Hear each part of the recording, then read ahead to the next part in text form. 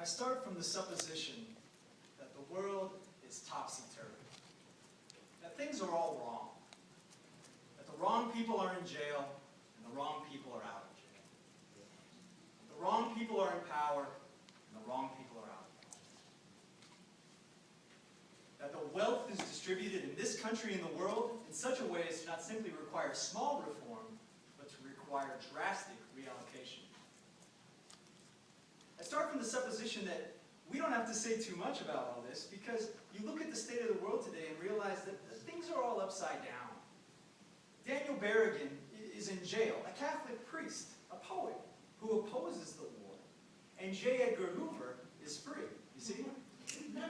David Dellinger, who's opposed the war ever since he was this high, and who has used all his energy and passion against it, is in danger of going to jail.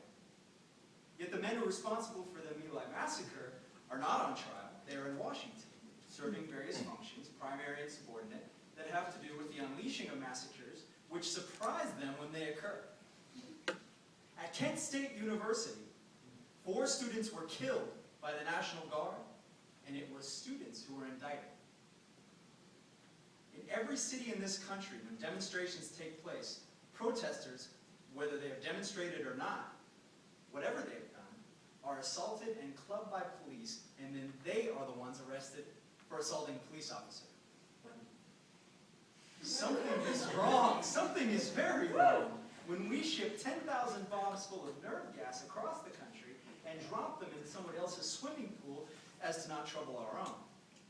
So you lose perspective after a while if you don't think.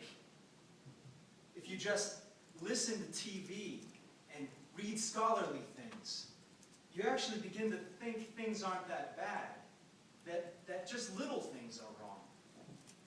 You have to get a little detached and come back and look at the world, and you're horrified.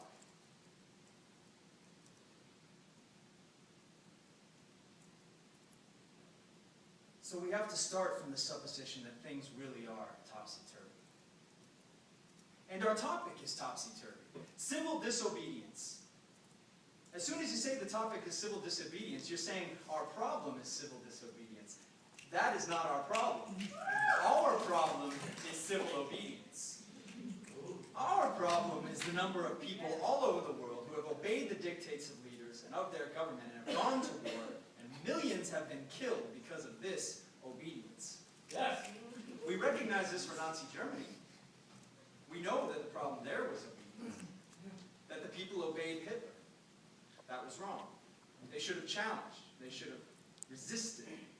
And if we were only there, we would have showed them. If in Stalin's Russia, we can understand that people were obedient, all these herd-like people. Remember those bad old days when people were exploited by feudalism? Everything was horrible in the Middle Ages. But now, we have Western civilization. We have the rule of law. The rule of law has regularized and maximized the injustice that existed before the rule of law. That is what the rule of law is. In all the nations of the world, the rule of law is the darling of the leaders and the plague of the people. And we ought to begin to recognize this. We have to transcend the national boundaries in our thinking. Nixon and Brezhnev have much more in common with one another than we have with Nixon. J. Edgar Hoover has far more in common with the head of the Soviet secret police than he has with us. The international dedication to law and order that unites the leaders of all countries in a comradely bond. That's why we're always surprised when they get together. They smile, they shake hands, they smoke cigars. They really do like each other, no matter what they say.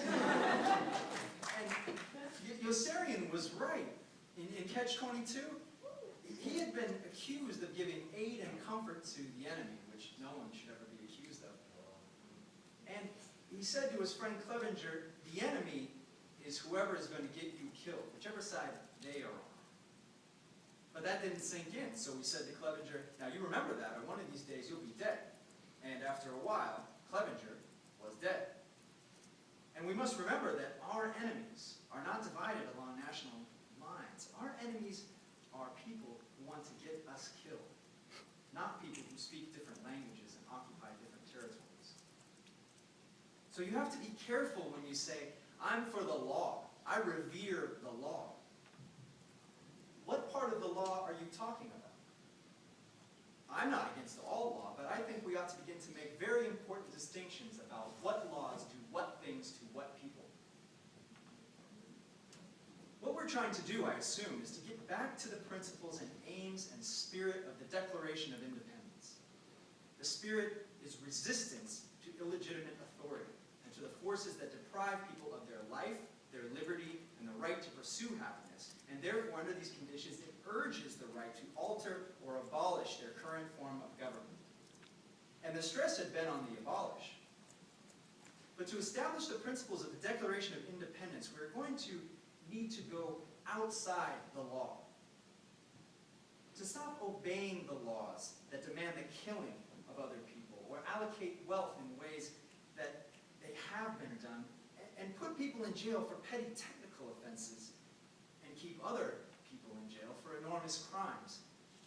My hope is that this kind of spirit will take place, and not just in this country, but in other countries, because they all need it.